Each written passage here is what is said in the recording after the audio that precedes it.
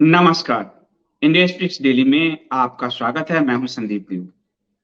बदला लेना इसे कहते हैं।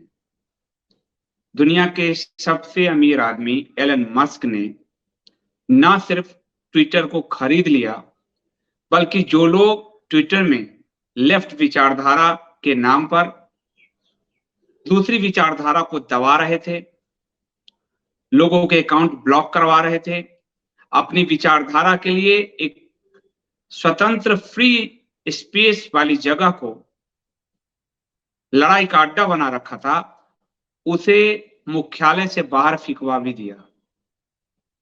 मैं बात कर रहा हूं ट्विटर के जो पूर्व चीफ एग्जीक्यूटिव थे पराग अग्रवाल, भारत से थे, चीफ फाइनेंस ऑफिसर नेड सहगल और लीगल अफेयर पॉलिसी चीफ विद्या गड़े।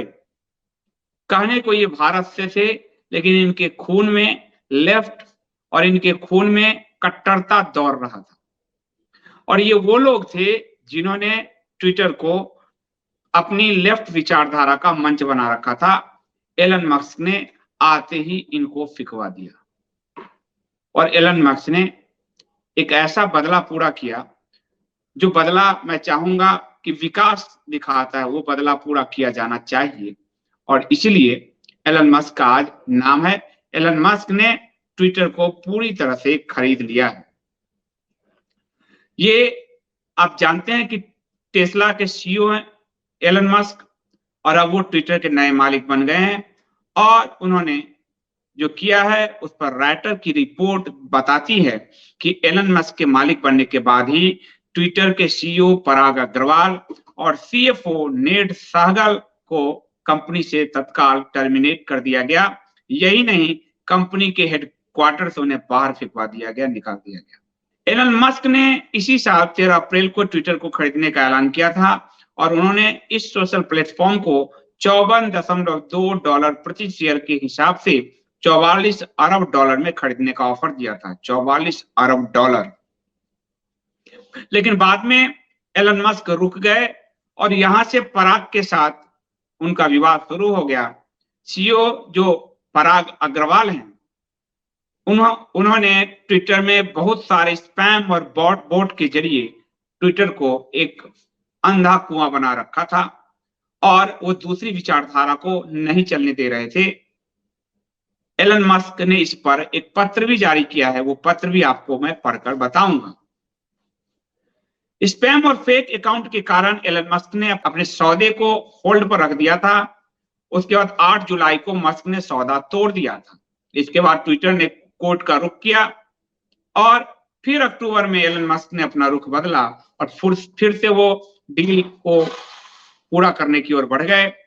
28 अक्टूबर तक डील पूरा करने का आदेश था कोर्ट का। उससे पहले ही एलन मस्क ने ट्विटर के दफ्तर में पहुंचकर सबको चौंका दिया और अपने, वो जाने जाते हैं अपने बेलॉक जो उनका अंदाज है उसके लिए, और वहां वो सिंक जो होता है वॉश बेसिन टूटा हुआ लेकर पहुंचे थे एलन मस्क। ये भी माना जा रहा है कि अमेरिका के जो पूर्व राष्ट्रपति थे ट्रंप, उनके अकाउंट को पुनः बहाल किया जाएगा, क्योंकि इन लोगों ने ट्रंप के अकाउंट को रद्द कर दिया था। ये जो पराग अग्रवाल एंड गैंग है, और इसमें जो उसकी लीगल हेड थी विजया गड़े, विजया गड़े तो हिंदू धर्म की विरोधी थी, एंटी हिंदू मेंटेलिटी थी, हिंदू धर्म के लोगों को टारगेट करती थी और चुन चुन कर सबको वो हटाती थी। इसके लिए उसका जाना भी बहुत फायदेमंद ही रहा। एलन मस्क ने जो अपनी लेटर जारी किया है, वो लेटर आप देखेंगे। उस लेटर में उन्होंने साफ साफ कहा है, डियर ट्विटर एडवर्टाइजर्स को उन्होंने फोकस किया है और उन्होंने बताया है कि मैं ट्विटर खरीदने को लेकर अपनी व्यक्तिगत जो विचार है आपसे साझा करना चाहता हूं। मैंने ट्विटर क्यों खरीदा, इसे लेकर कई अटकलें लगाई गई, लेकिन ज्यादातर अटकलें गलत साबित हुई। मस्क ने खुलासा किया कि उन्होंने ट्विटर को इसलिए खरीदा था कि हमारी आने वाली सभ्यता पीढ़ी के पास एक कॉमन डिजिटल स्पेस हो, जहां अभिव्यक्ति की स्वतंत्रता हो, जहां विभिन्न विचारधारा और विश्वास के लोग बिना किसी भी हिंसा का सहारा लिए स्वस्थ तरीके से जो है चर्चा कर सकें। जो है उन्होंने कहा कि सोशल मीडिया दक्षिण पंथ और वामपंथ में बढ़ता जा रहा है और ये हमारी सोसाइटी में नफरत फैलाता जा रहा है, ज्यादा क्लिक की चाह में। और आप देख रहे हैं ये फेसबुक की जो एक पूर्व अधिकारी छोड़ के गई, उसने भी यही कहा था। आज एलन मस्क जो ट्विटर खरीद चुके हैं, उसके पूरे इंटरनल प्रोसेस को जानते हैं, उन्होंने भी यही कहा है कि ज्यादा व्यूअरशिप, ज्यादा क्लिक, इनके चाह में लोग नफरत फैला रहे हैं, फर्जी खबरें फैला रहे हैं। और वो कह रहे हैं कि ये लोग जो ज्यादा क्लिक की चाह में, अधिकतर ट्रेडिशनल संस्थानों ने इसे हवा दी है, ये जो आप देख रहे हैं, और जिसके लिए इंडिया स्पीक टुडे बार बार आपसे कहता है। कई लोग हमें कहते हैं कि आप ये हैं वो हैं मास्टर स्ट्रोकवादी, 2-2 3-3 लाख उनके व्यूअरशिप होते हैं, आपके क्यों नहीं होते? क्योंकि वो नफरत और फेक न्यूज का धंधा करते हैं। और नफरत और फेक न्यूज के धंधा का जो धंधा है वो पाठक और दर्शकों को प्रोवोक करता है। इस बारे में मैंने जब सोशल मीडिया पे मैं क्लास लेता था तो मैं इस बारे में मैंने काफी पढ़ाया। और जो यूट्यूब के संस्थापकों में से थे, कल्चरल हेड थे, उन्होंने एक किताब लिखी है वीडियोक्रेसी, उससे इस चीज को मैंने समझा था। बाद में फेसबुक पे ये आरोप लगा, ट्विटर पे अब लग रहा है। यानी नफरत और फेक न्यूज के जरिए इन लोगों ने एक साम्राज्य खड़ा किया है और इसमें वही सबसे ज्यादा व्यूअरशिप लेकर आता है जो नफरत और फेक न्यूज फैलाता है। आप उधर देख लीजिए, अगर आज की विचारधारा में देख लीजिए, हमारे यहाँ रवीश, अभिसार, अजित अंजुम, ध्रुव राठी, ये फेक न्यूज नफरत का धंधा करते हैं, तो कितने बड़े व्यूअरशिप हैं। आप देखिए गाली गलौज, गेम वालों में देखिए कितने लोग गाली गलौज करते हैं, कितना बड़ा व्यूअरशिप है। प्रो मोदी एरा में आप देखिएगा फेक न्यूज, हर दूसरे दिन उनकी खबर गलत हो रही है, लेकिन वो फेक न्यूज क्रिएट करते हैं, चापलूसी भरते रहते हैं। तो वहां लोग, तो वो सोशल मीडिया का एल्गोरिदम है। तो एलन मस्क ने कहा कि मैं इस एल्गोरिदम को बदलूंगा, जो फेक न्यूज और नफरत का धंधा कर रहे हैं, लेफ्ट और राइट में बांटकर एकाधिकार कर लिया है। और उन्होंने कहा इससे दुनिया रहने लायक नहीं हो गया है। सभी का इस पर गर्मजोशी से स्वागत करना चाहिए। उपयोगकर्ताओं को वह अनुभव सक्षम में चुनने में सक्षम बनाना है। उन्होंने कहा कि विज्ञापनदाताओं से वो चाहते हैं कि ये प्लेटफॉर्म दुनिया में सबसे सम्मानित विज्ञापन प्लेटफॉर्म बने, ताकि हर विचारधारा अपनी बात बिना हिंसा फैलाए, बिना किसी को गाली दिए करे। अब जैसे मैंने ट्विटर पे एक सवाल पूछ दिया जावेद अख्तर से, जो गीतकार हैं, लेकिन मुझे बैन कर दिया गया। तो ट्विटर पे अभी जो टॉप पोजीशंस पे इंडियंस भरे हुए थे, लेकिन नाम से इंडियंस थे, वो सब एंटी हिंदू थे और एंटी राष्ट्रवाद की विचारधारा के थे, एंटी सनातन की विचारधारा के थे। और लेफ्ट, एक जावेद अख्तर ने भी कहा तो बिना जांच के हमारा बंद कर दिया, ये स्थिति थी उनका। तो एलन मस्क ने कहा है कि एक सौदा मानवता की मदद के लिए है, ताकि फ्री स्पीच का सम्मान हो। मुझे इससे प्यार है और मैं विनम्रता के साथ कहता हूं कि इसे जो मैंने खरीदा है, मुझे असफलता भी हाथ लग सकती है, क्योंकि इतना बड़ा रकम मैंने पे किया है। लेकिन मानकर चलिए कि मेरा मकसद पैसा कमाना नहीं है, मैं ये जो है फ्री स्पीच को बहाल रखने के लिए कर रहा हूं। अग्रवाल हैं पॉलिसी चीफ विजय गाड्डे, ये सबसे बड़ी एंटी हिंदू थी। और सहगल भारतीय होकर ये भारतीय धर्म से नफरत करने वाले लोग ट्विटर में भरे हुए थे। एलन मस्क ने बड़े पैमाने पर यह भी कहा है कि ट्विटर के कई कर्मचारी हटाए जाएंगे, क्योंकि सब एक विचारधारा बायस्ड है पूरी तरह से, तो वो सब हटाए जाएंगे। नया एल्गोरिथम लाया जाएगा। डोनाल्ड ट्रंप का अकाउंट हो सकता है, हालांकि ट्रंप ने इसके लिए मना किया है। गिटर, उनकी टीम ने गिटर ऑलरेडी स्थापित किया है, ट्विटर जैसा है, जिस पर आप इंडिया स्पीक्स भी है, अकेला हिंदी चैनल है, अब आगे और आए तो ये एक बड़ी बात है। अब मैं यहाँ एक तुलना आपसे करता हूं। एक अमेरिकन इंडस्ट्रिस्ट है, यानी उसके राष्ट्रपति को इन्होंने हटाया, उसके बिजनेस को खरीद लिया, इस तरह से बदला लिया। भारतीय इंडस्ट्रिस्टों को देखिए, आपको नाम बताता हूं। जितना भी लेफ्ट है उसको फंड करने वाले में टाटा अग्रणी है, अजीत प्रेम जी अग्रणी हैं, आनंद महिंद्रा आज खुशी मना रहे हैं। और आप अगर पढ़ेंगे अजय मल्होत्रा की पुस्तक, उसमें आपको पता चलेगा कि जिस हार्वर्ड से एंटी हिंदू सारा थीसिस दिया जा रहा है, उसको आनंद महिंद्रा फंड कर रहे हैं। उसको अजीत प्रेम जी फाउंडेशन, आनंद महिंद्रा, लक्ष्मी निवास मित्तल जिसको हम कहते हैं, जो इस्पात टाइकून है, भारतीय कहने को हम कहते हैं, वो उसको फंड कर रहे हैं। तो भारत के जो इंडस्ट्रियलिस्ट हैं वो कितने अरबपति हो जाएं, वो मानसिक रूप से इतने दबे कुचले हैं वो कि वो लेफ्ट के सर्टिफिकेशन के लिए मरते हैं। और इसीलिए आनंद महिंद्रा आदि हार्वर्ड को फंड करते हैं एंटी हिंदू थीसिस लिखने के लिए, एंटी इंडिया थीसिस लिखने के लिए। अजीज प्रेमजी, आनंद महिंद्रा।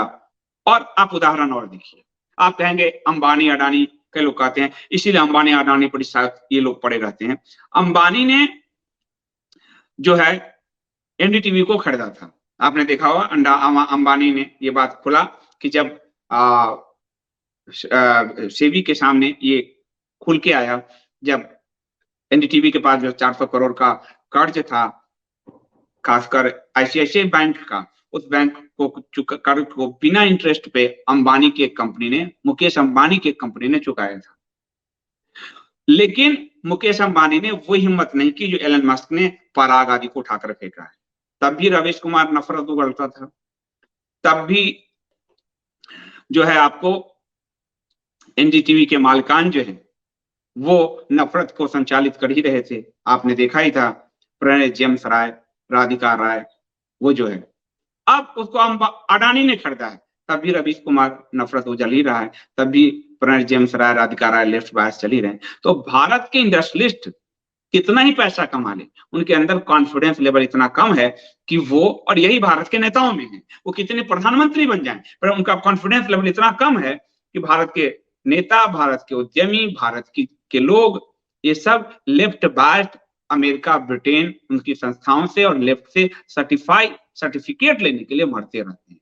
इसलिए तथाकथित देशभक्त आनंद महिंद्रा और टाटा भी जो है एंटी इंडिया फोर्स को फंड कर देते हैं, और हमारे प्रधानमंत्री हों या जो मोदी जी हों, शाह हों, वो भी लेफ्ट बायस से, आपने देखा होगा कि जो इनको गाली देता था एंटी इंडिया फोर्स थी के साथ थे वो कुलदीप नैयर, उनके घर जाकर पुरस्कार पहुंचाए थे अमित शाह जी, घर जाकर, और अगले दिन फिर उन्होंने भाजपा को गाली गलौज करके लिखा। इसके अलावा आप देखेंगे कि जो भारत के खिलाफ नफरत उगलते रहे और हिंदुओं के खिलाफ गुलाम नबी आजाद, उसको भी पुरस्कृत किया। पूरे राजनीति को माफियावाद से मिलाया उस शरद पवार को भी पुरस्कृत किया, उसके भी पैर पकड़े। उसके बाद आपको जो ऐसे मुस्लिम चेहरे जो हिंदू कल्चर को इस्लाम से खींचकर बाहर निकालने के लिए, उसको भी वाजपेयी जी और मोदी जी दोनों ने उनको पद्म पुरस्कारों से नवाजा। तो भारत के नेताओं, इंडस्ट्रियलिस्टों में कॉन्फिडेंस की बहुत कमी है, इसलिए वो सर्टिफाई होने के लिए मरते हैं। लेकिन एलन मस्क ने ये नहीं किया। ना सिर्फ जब ट्रंप को उठाकर फेंका तो ना सिर्फ ट्विटर को खरीदा, बल्कि जो लोग इसके लिए जिम्मेदार थे उसको वहां के हेडक्वार्टर से फेंकवा दिया। और ऐसा नहीं, सीईओ पराग अग्रवाल के पास शेयर है। सीईओ पराग अग्रवाल जो जैक डोरजी जो ने जिसको बनाया था सीईओ, आप ये समझ के देखिए कि जैक डोरजी ने जिसको सीईओ बनाया था, और उसके पास शेयर है बकायदा, इसके लिए अच्छा खासा शेयर है, कई बिलियंस के, वो सीईओ है, लेकिन उसको उठवा के फेंकवा दिया। तो ये कॉन्फिडेंस होता है, बदला, और कॉन्फिडेंस जो है बदला लेने का एक सकारात्मक तरीका, और ये कॉन्फिडेंस जो हमारे नेताओं में, आप देखिए कि जब ट्विटर ने उनके साथ भेदभाव किया, हमारे उनके जो ट्रंप के साथ, ट्रंप ने एक एम्पायर ही खड़ा कर दिया ट्विटर के रूप में, पर हमारे नेता रविशंकर प्रसाद मंत्री थे, देख भाइयों हमें बैन कर दिया। प्रधानमंत्री मोदी कभी भारतीय कू पर नहीं आए, कू को मजबूत करने के लिए। आज कू के एक पार्टनर ने एलन मस्क को लिखा है ये बात कि आप हमसे भी जुड़ सकते हैं, हम जो है हिंदी भाषा, अन्य भाषाओं को बढ़ाने के लिए हम लोग स्वतंत्र प्लेटफॉर्म पे काम कर रहे हैं, पर मोदी नहीं आए ऊपर। ये कॉन्फिडेंस की कमी है। तो आप, हमारे नेता, हमारे उद्योगपति दोनों उस कॉन्फिडेंस की कमी से जूझ लेते हैं, इसलिए वो लेफ्ट से सर्टिफाई होने के लिए, कट्टरपंथियों से सर्टिफाई होने के लिए मरते हैं। एलन मस्क अपनी दौलत से उससे को खरीदते भी हैं, और पराग अग्रवाल, विजय गाड़े, इन सबको सागर को फिकवा भी देते हैं। ये बड़ी चुनौती, और ये कॉन्फिडेंस आता है जब आप अपनी संस्कृति पर गर्व करते हैं, आप अध्ययन करते हैं, और आपको लगता है कि मेरे आगे कोई नहीं। पर यहाँ के लोग, तो ये बहुत बड़ा अंतर है, इस अंतर को देखना चाहिए और समझना चाहिए। और सबसे बड़ी बात कि एलन मस्क ने जो एक बहुत बड़ा ट्वीट किया, वो ट्वीट जो है द बर्ड इज फ्रीड, ये जो ब्लू टिक वाली बर्ड है वो अब फ्री हो गई है, अभी तक वो एक विचारधारा में के लोग ही उस पर कब्जा किए हुए थे। इसका आशय ये है कि अब ये चिड़िया, ट्विटर की चहचहाती चिड़िया फ्री हो गई है। अब देखना ये है कि ये जो ट्विटर की चहचहाती चिड़िया है, ये सचमुच फ्री हुई है या अभी ये गिमिक है, क्योंकि एलन मस्क भी तो अमेरिकन ही है। तो अब वो अपनी विचारधारा के हिसाब से इसको चलाते हैं या वास्तव में अभिव्यक्ति की स्वतंत्रता को वो जगह देते हैं, ये तो आगे जाकर ही पता लगेगा।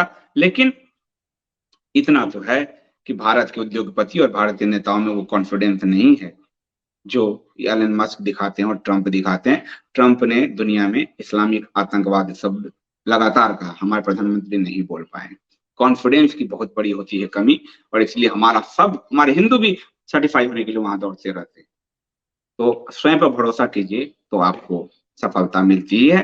बदला लेने का ये तरीका, स्वयं को सकारात्मक रखते हुए सकारात्मक रूप से एलन मस्क ने ये आपको एक दिखाया है। भारत के उद्योगपति और भारत के राजनेता इस पर जरूर सोचे कि आपको क्यों किसी की सर्टिफिकेट की जरूरत है, आप स्वयं में ही संपूर्ण है। आज के लिए इतना ही, बहुत बहुत धन्यवाद।